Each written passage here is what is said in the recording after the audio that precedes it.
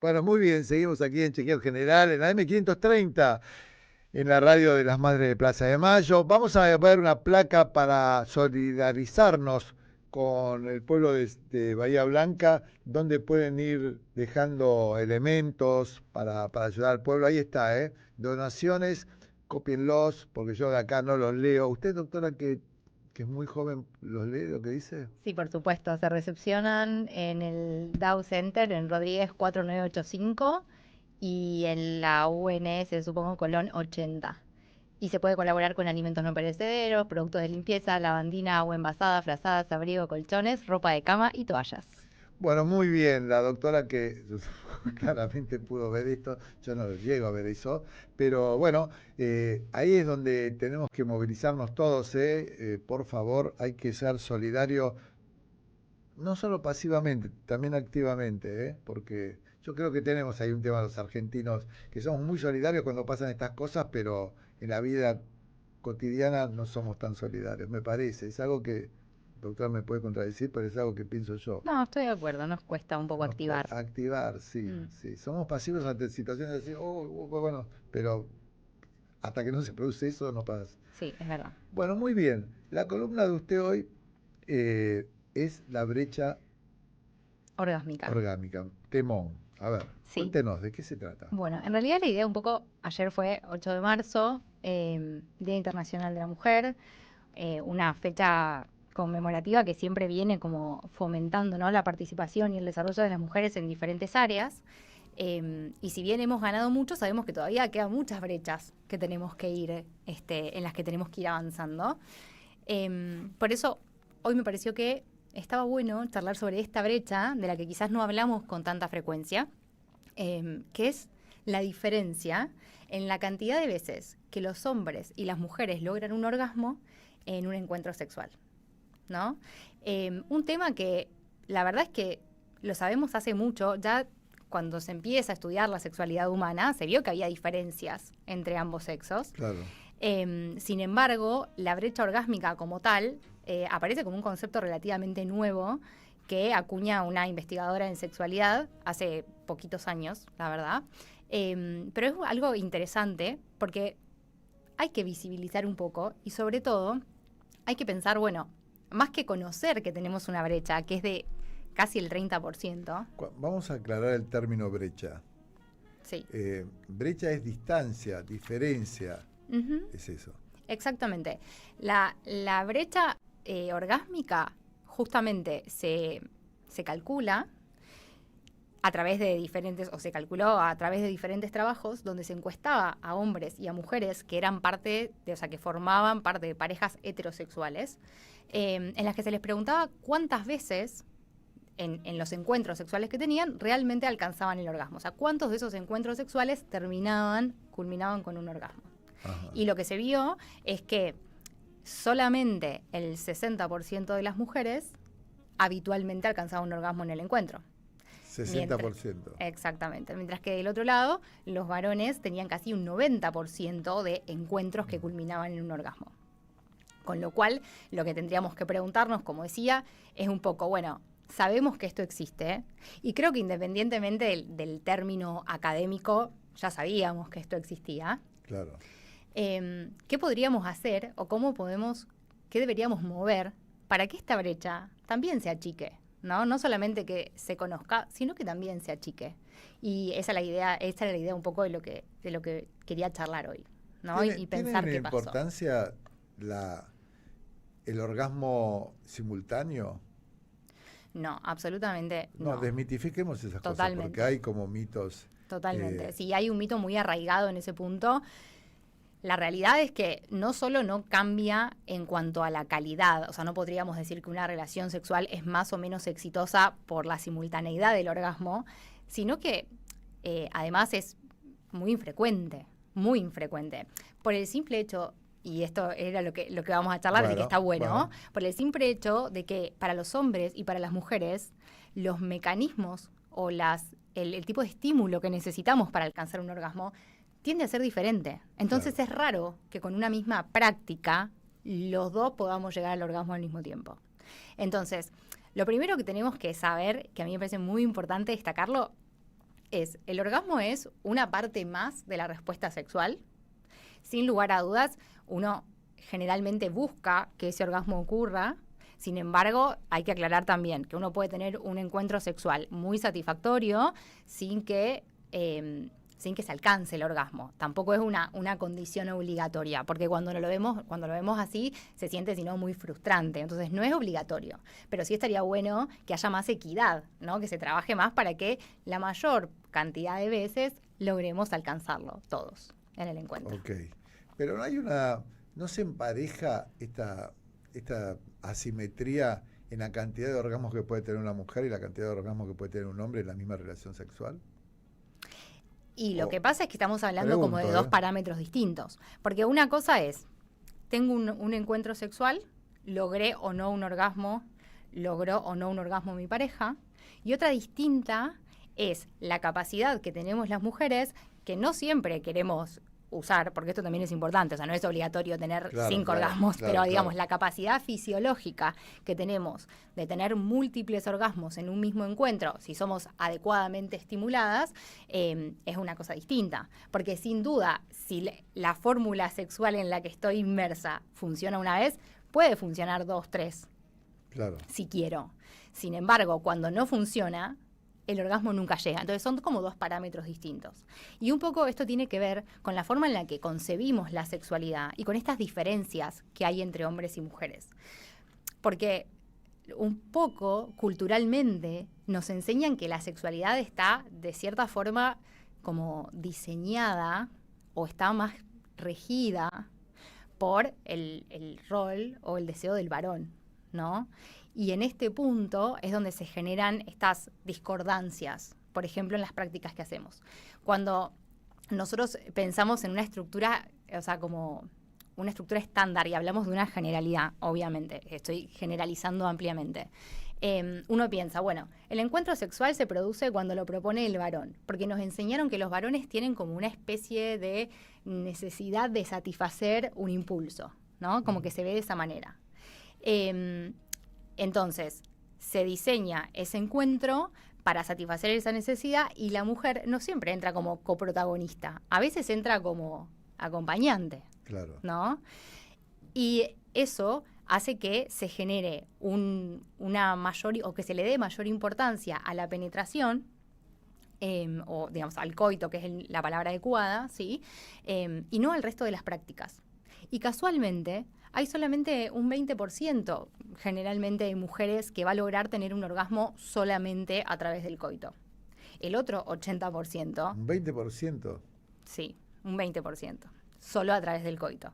El otro 80% va a necesitar que se estimule el clítoris. Claro. ¿Sí? Entonces, o que, digamos, aunque sea simultáneamente, pero que haya una estimulación activa del clítoris, ¿no?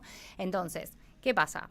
Hay una cuestión, esto que llamamos, que a mí no me gusta, pero que es la forma ya como institucionalizada de entendernos entre todos, que es esta idea de la previa.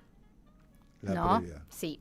¿Qué pasa con la previa? ¿La previa dónde se da? ¿En el restaurante o en la cama? La previa empezó en el restaurante, como hablamos la vez pasada. Sí, claro, la previa ya empezó en el restaurante. Ahí, claro. Absolutamente, absolutamente. Pero bueno, ¿qué pasa? Cuando llegamos a la previa de la cama, ¿no? O del sillón, no importa. Sí, no importa. Sí. La previa, justamente la llamamos previa, porque estamos dando por hecho que después hay como una especie de algo más. O sea, es lo que precede a una cosa. Es como ir a... Viste que antes en los casamientos uno tenía como entrada, plato principal, postre, y después el formato cambió y ahora generalmente como que es toda una sola comida.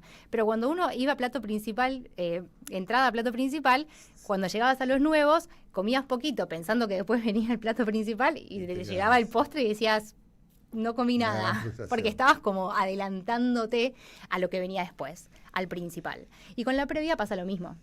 Entonces, cuando en lugar de estar en la previa, trabajando en eso, disfrutando eso y dedicándole tiempo a eso, nos queremos acelerar para llegar al coito, entonces nos perdemos justamente el momento, el tipo de estimulación que generalmente prioriza la mujer y que la excita más, ¿no? Porque generalmente en la previa es cuando incluimos más caricias, más besos, sexo oral, digamos, una serie de cuestiones que están más orientadas a otra parte de la genitalidad, ¿no? Entonces, esto es importante porque tiene que ver con cómo pensamos el encuentro sexual y con cómo de repente a veces nos pasa que queda reducido al coito, porque evidentemente para los varones el coito es la forma más estimulante, o sea, es la práctica probablemente más excitante y la que generalmente termina en el orgasmo. Depende, pero con las mujeres digamos, no se replica esto. Eso depende de las edades también, ¿no? De la época de la vida. Depende de las edades, depende de los gustos. También es real que hay cuestiones que, por eso digo que siempre que hablamos acá de sexualidad estamos tratando de hablar como de una generalidad, ¿no? Como algo que después, casos particulares hay siempre. Lógico, pero siempre cuando uno trata de hablar de sexualidad, lo difícil es hablar desde una generalidad porque no existe un libro que diga, bueno, una relación sexual es así o tiene que durar este tiempo o el orgasmo tiene que ocurrir junto o separado, ¿no? Entonces, pensar estas cosas tiene que ver con decir, bueno, a ver, si yo sé que probablemente las mujeres necesiten más tiempo que los varones para tener un orgasmo, entonces me pongo las pilas y trato de dedicarle más tiempo, ¿no? Y del otro lado, también está esta cuestión de pensar al revés, ¿no? Cuando nosotros nos enseñan sobre sexualidad y la sexualidad se interpreta como algo que busca esta cuestión más relacionada con el varón, ¿no? Lo que pasa un poco es que eso le permite al varón sentirse con más libertad para vivir esa sexualidad. E incluso con más libertad para pedir, para decir lo que le gusta, para hablar de lo que necesita. Y en cambio las mujeres nos pasa al revés. Muchas veces nos enseñan que quizás tenemos que acompañar un poco más. ¿Eso pasa ahora en esta época o esto es algo más de hace unos años?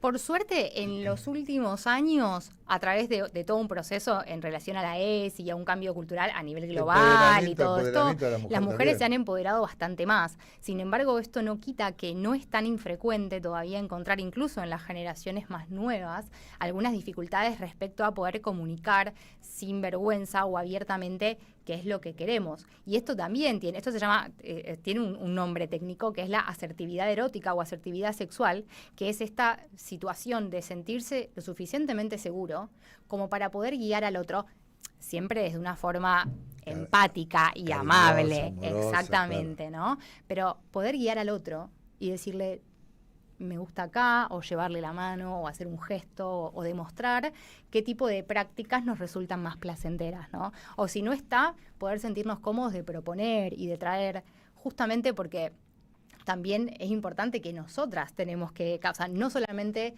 uno pretende, para mejorar esta brecha, que el varón sea más receptivo en cuanto a los pedidos, ¿no? Y que quizás tome estas situaciones, decir, che, voy a dedicarme un poco más a esto que sé que le gusta, o voy a priorizar que ella tenga un orgasmo ahora en la previa, ¿no? Claro. Porque sé que después, una vez que empecemos a tener relaciones... Tengo esa pregunta, porque sí, está buena esa especulación, esa, digamos, semi-especulación, decir, bueno, voy a tratar de que tenga un orgasmo ahora para que después, si yo tuviera el orgasmo, digamos, los dos estuviéramos bien. Yo creo que está buena la especulación, o sea, porque me parece que o la charla, desde mi experiencia, depende del nivel de relación o de encuentro sexual, que si es circunstancial, si es ocasional o es una relación estable y pareja. Yo creo que no hace falta la charla siempre, no siempre es necesario. A veces esto surge como del criterio de cada uno, todo, o sea, exactamente. Hay cosas que surgen de la idea de cada uno, ¿no? O sea, que a él se le puede ocurrir espontáneamente decir, bueno, hoy que tengo un orgasmo antes, así ya me quedo tranquilo.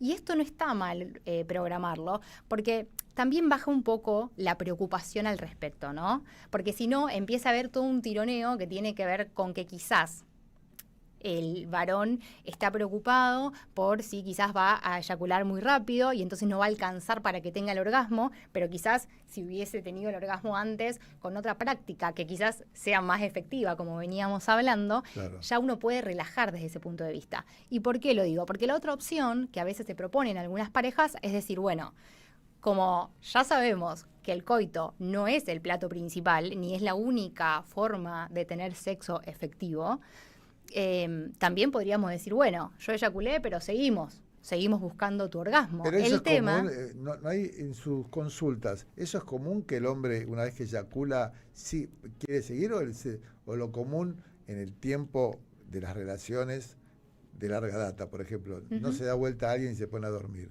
justamente, como la tendencia es a darnos vuelta e Claro. irnos a dormir, por eso yo recomiendo que se planifique al revés. Porque después, la verdad es que hay ciertas cuestiones de neurotransmisión y neurobiológicas que atraviesan el orgasmo que hacen que después uno quiera como bajar, Claro, un periodo ¿no? En el caso arbitral, sobre un todo periodo de latencia, los... ¿no? El periodo refractario. Claro. El periodo refractario en realidad está, digamos, define como la imposibilidad de tener una erección nuevamente.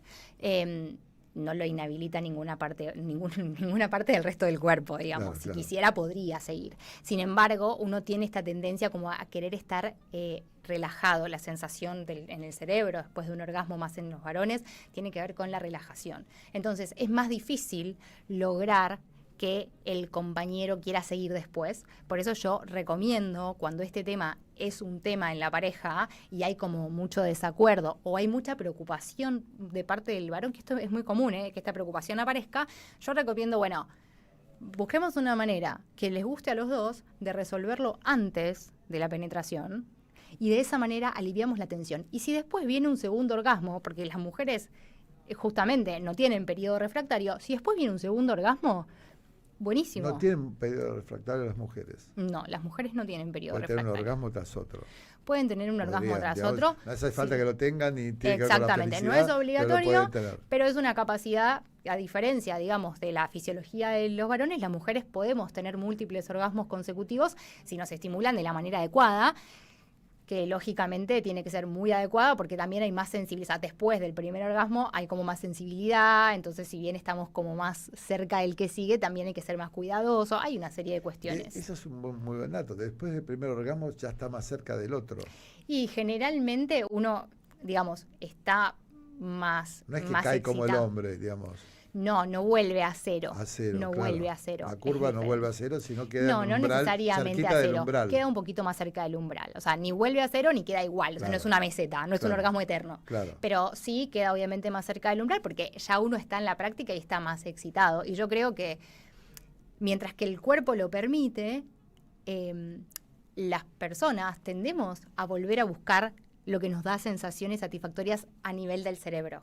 Y cuando tenemos un orgasmo, tanto los hombres como las mujeres, tenemos una liberación de neurotransmisores vinculadas con la satisfacción, vinculadas con la recompensa, vinculadas con el bienestar, con la sensación de plenitud, un montón de cuestiones que nos hacen querer volver a repetir esa experiencia. Por eso es tan importante cómo la pasamos en las relaciones sexuales para determinar si vamos a querer, si vamos a querer seguir repitiendo o no esa sensación. Porque no cansa lo que gusta. O sea, no cansa lo que satisface.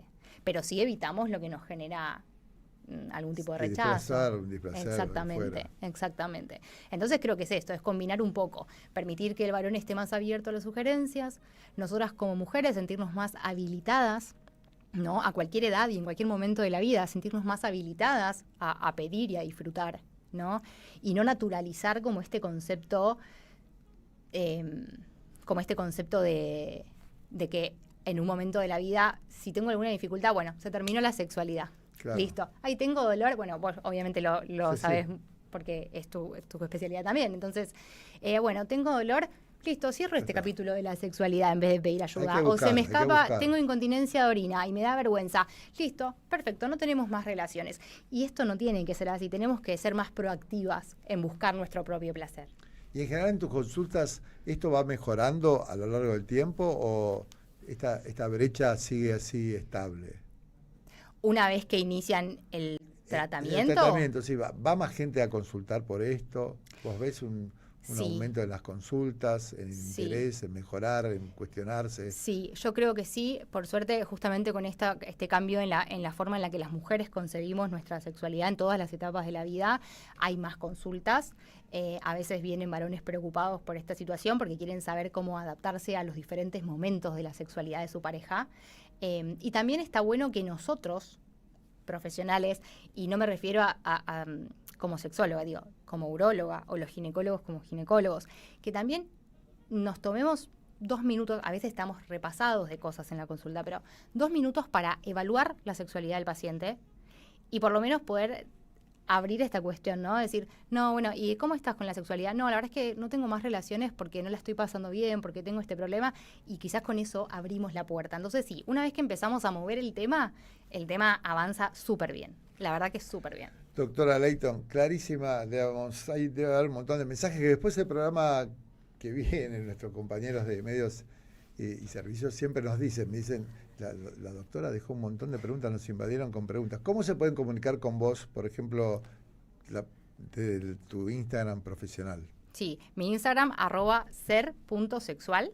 Ser.sexual. Exactamente, ahí me pueden contactar y estamos ahí, al pie del cañón. Para resolver las dudas. Quédate y vamos a leer algunos mensajes, a ver si llegan mensajes para vos.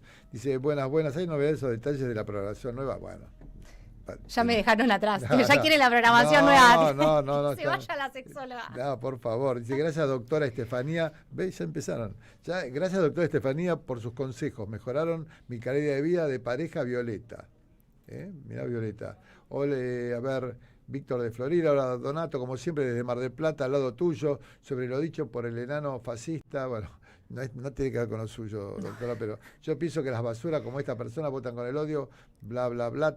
Tano, te sigo en X. Me siguen también en X. Gracias, Víctor de Florida. Dice, bueno, doctor, espero sus palabras sobre la movilización del 8 de marzo, que más que una fiesta, no dije que fue una fiesta, fue una demostración de lucha por la defensa de los derechos y que este gobierno intenta desconocer como tantos otros derechos. Digamos, no, este gobierno es un desconocedor y abolicionista de derechos, no solo de la mujer, sino de todos, de los niños, de los enfermos, de los más vulnerables, de todos, realmente. Y la verdad que la marcha de ayer fue muy importante y siempre tiene un valor muy importante. Donato, algún domingo no te escucho, hoy sí salteado mi radio portátil de Loma de Zamora, tiene poca señal, bien la teoría, algunos dirigentes, pero le falta contacto con los sectores más pobres. Usted si quiere hacer algún comentario, haga, pero no se comprometa, no se preocupe. Dice Lita de Tigre, dice Donato, René de Meloni, que se dio un paseíto por la Rosada y se llevó el arreglito con Edesur, no sé. Todo un montón de mensajes, son 19:58, agradezco muchísimo los mensajes a todas y todos los que nos están mandando en este momento. Si tienen, diga de nuevo por favor para que la ubiquen, porque el próximo programa va a recibir un montón de mensajes para usted. Por supuesto, @ser.sexual.